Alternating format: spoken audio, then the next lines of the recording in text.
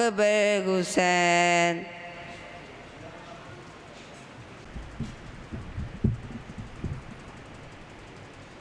بسم اللہ الرحمن الرحیم۔ باعث تسکین دل ہے داستان اہل بیت، باعث تسکین دل ہے داستان اہل بیت، ہر مسلمان کا وظیفہ ہے بیان اہل بیت، اہل بیت پاک کا میں بھی ہوں ایک مدحت سرا، اہل بیت پاک کا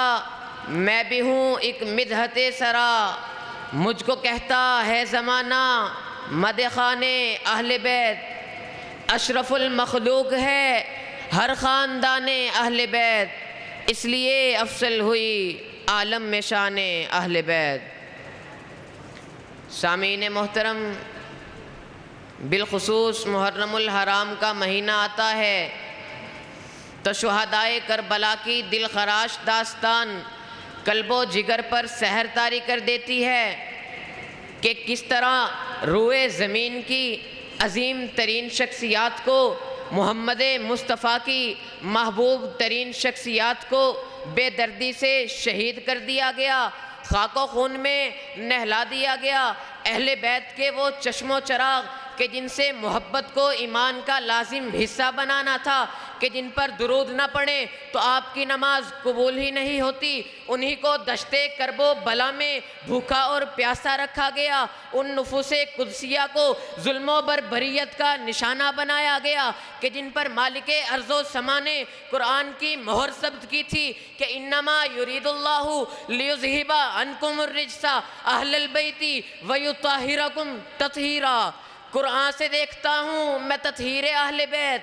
کیسے نہ میرے دل میں ہو توقیر اہل بیت۔ اسلام کا چمن ہے جو پھولا پھلا ہوا، شامل ہے اس میں دوستو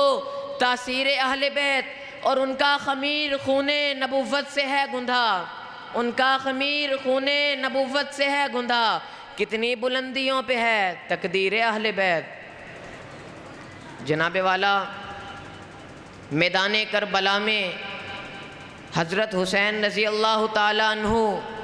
مخالفین کو مخاطب کرتے ہوئے فرماتے ہیں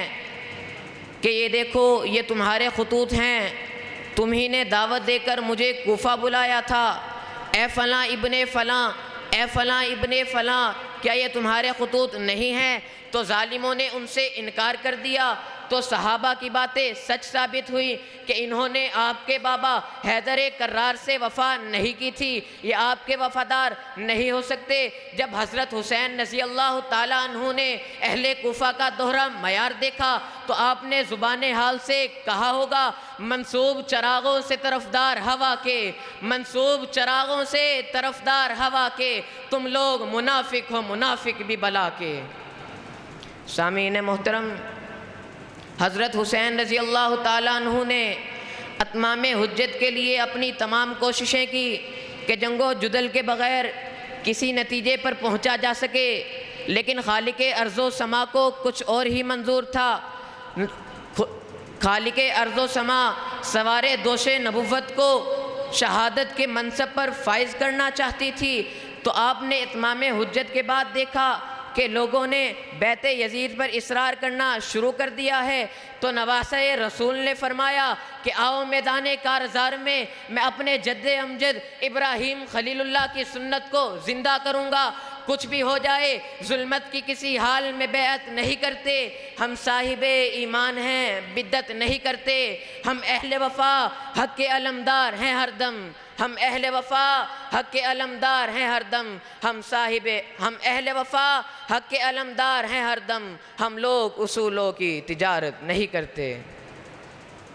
جناب والا، اور پھر ایک ایک کر کے اہل بیت کے وہ چشم و چراغ شہادت کے منصب پر فائز ہوتے چلے گئے۔ 71 لاشیں اور ایک اکیلے حسین، آپ تو ہمت و حوصلے کی داستان بن گئے، آپ کا مبارک وجود زخموں سے چور چور ہے، لیکن علی کا نور نظر ہاتھ میں تلوار لیے 22,000 کے لشکر کے سامنے تنے تنہا ڈٹا ہوا ہے. ہوائیں خاموش ہیں, فضائیں بلبلا اٹھی کہ یہ جبل استقامت کون ہے, کہ لباس ہے پھٹا ہوا, غبار میں اٹا ہوا, تمام جسم نازنی چدا ہوا کٹا ہوا. یہ کون سی وقار ہے, بلا کا شاہ سوار ہے کہ ہے 1000 قاتلوں کے سامنے ڈٹا ہوا. یہ بالیکی حسین ہے, نبی کا نور عین ہے. سامعین محترم, اور منافقین کے ایک گروہ نے یک بار کی حملہ کیا اور حضرت حسین رضی اللہ تعالیٰ عنہ نے اپنی جان آفری کے سپرد کر ڈالی. اے کربلا کی خاک اس احسان کو نہ بھول, اے کربلا کی خاک اس احسان کو نہ بھول, تڑپی ہے تجھ پہ لاشے جگر گوشے بطول. اسلام کے لہو سے تیری پیاس بجھ گئی, اسلام کے لہو سے تیری پیاس بجھ گئی, سیراب کر گیا ہے تجھے خونے رگے رسول. کرتی رہے گی پیش شہادت حسین کی, آزادی حیات کا یہ سرمدی اصول. وما علینا الا البلاغ المبین.